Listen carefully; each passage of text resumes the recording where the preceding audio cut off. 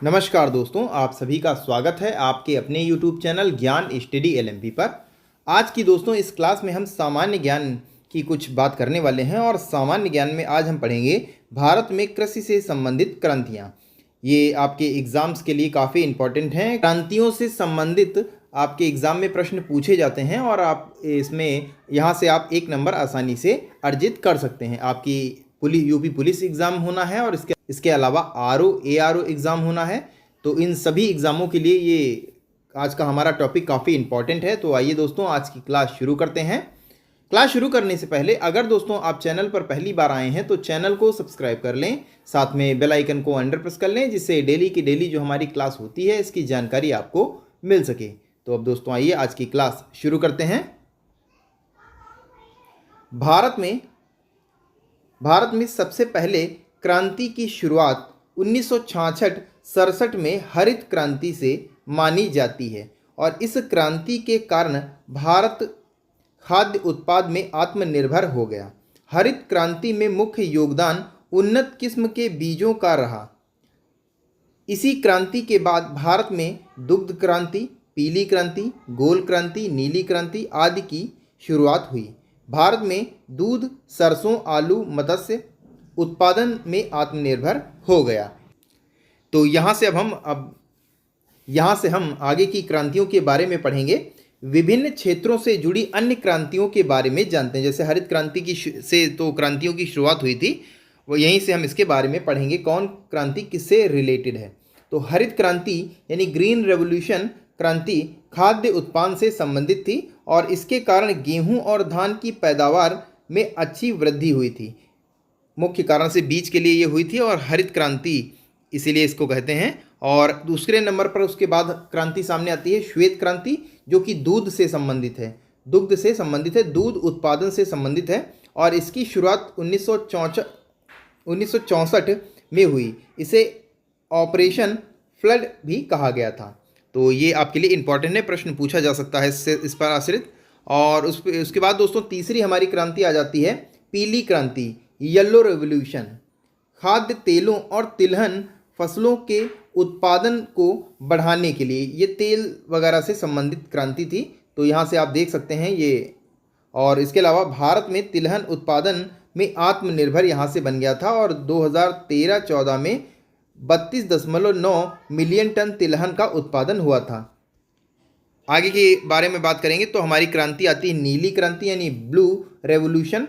मत्स्य उत्पादन में वृद्धि के लिए चलाई गई थी। काहे में चलाई गई थी? मत्स्य वृद्धि में। तो ये प्रश्न आपके सामने एग्जाम में कई बार पूछे गए हैं। मत्स्य क्रांति, नीली क्रांति किससे संबंधित है? तो आप यहाँ पर इसका जवाब दे सकते हैं। 2013-14 में भारत में 95.8 लाख टन मछली का उत्पादन हुआ था और भारत विश्व का दूसरा सबसे बड़ा मछली उत्पादक देश बन गया।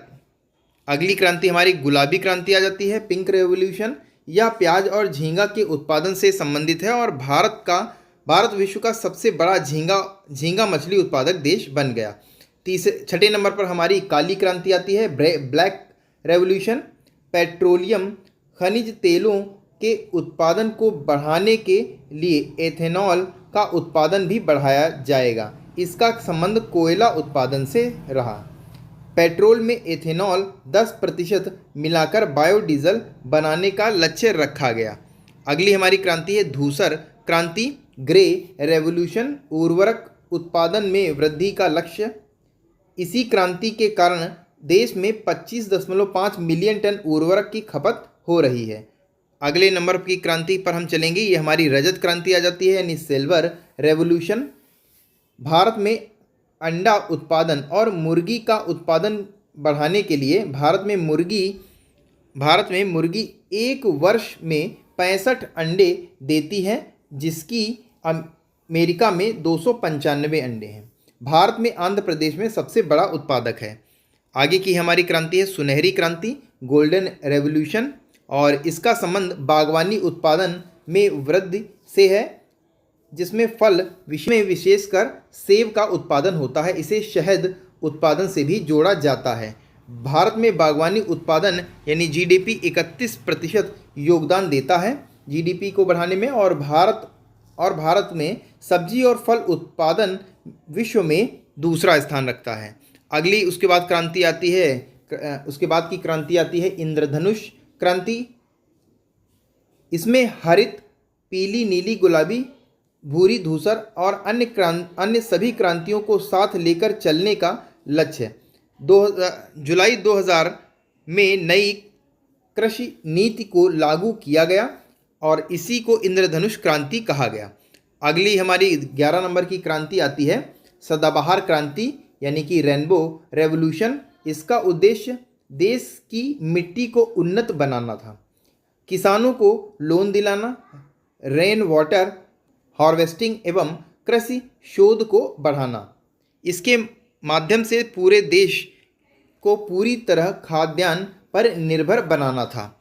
अगला उसके बाद की क्रांति हमारी 12 नंबर की क्रांति आ जाती है गोल क्रांति, राउंड रेवोल्यूशन। इसका संबंध देश में आलू के उत्पादन को बढ़ाना है। भारत चीन के बाद विश्व का दूसरा सबसे बड़ा आलू उत्पादक देश है। भारत में सबसे बड़ा आलू उत्पादन उत्तर प्रदेश में राज्य में होता है। इसके बाद दोस्तों भारत में विभिन्न क्रांतियों के जनक इस प्रकार हैं। आगे हमने वहाँ पर हमने नहीं बताया था, ये आगे हम यहाँ पर बता रहे हैं। भारत में क्रांति के जनक कौन कौन रहे हैं तो आप यहाँ से देख सकते हैं। भारत में हरित क्रांति के जनक MS स्वामीनाथन को जाना जाता है। भारत में हरित क्रांति का पिता अगर बात कर ली जाए तो नॉर्मन बोरलॉग को कहा जाता है। और भारत में नीली क्रांति के जनक अरुण कृष्णन रहे। भारत में श्वेत क्रांति के जनक की अगर हम बात कर लें तो डॉक्टर वर्गीस कुरियन को कहा जाता है। भारत में प्रेरित जनन क्रांति का जनक हीरालाल चौधरी को कहा जाता है। इसके बाद भारत में गुलाबी क्रांति के जनक के रूप में दुर्गेश पटेल को जाना जाता है। भारत में स्वर्णिम क्रांति के जनक के रूप में तुर्पक तुतेज को जाना जाता है। भारत में लाल क्रांति के जनक के रूप में विशाल तिवारी और भारत में सिल्वर क्रांति के जनक के रूप में इंदिरा गांधी को जाना जाता है। तो इस प्रकार ये कुछ क्रांतियों के जनक थे और इनको आप अच्छे से लर्न करें और याद करें, क्योंकि आपकी जो एग्ज़ाम होना है आप उस एग्ज़ाम में इनमें क्रांतियों से लगभग एक प्रश्न हर बार पूछा जाता रहा है, तो उम्मीद है इस बार भी पूछा जाएगा। तो इसको अगर आप देख लेंगे तो 1 नंबर आपका पक्का हो जाएगा। तो कैसी लगी दोस्तों आज की क्लास, आपको कमेंट करके बताना है। और अगर आपको आज की क्लास अच्छी लगी हो तो वीडियो को लाइक करें और ज़्यादा से ज़्यादा शेयर करें। और अगर दोस्तों आप चैनल पर पहली बार आए हैं या अभी तक आप चैनल पर आकर भी सब्सक्राइब नहीं किए हैं तो चैनल को सब्सक्राइब ज़रूर कर लें। तो इसी के साथ दोस्तों फिर आज की क्लास हम यहीं पर समाप्त करेंगे। मिलेंगे दोस्तों हम अगली क्लास में, तब तक के लिए नमस्कार। जय हिंद, जय भारत।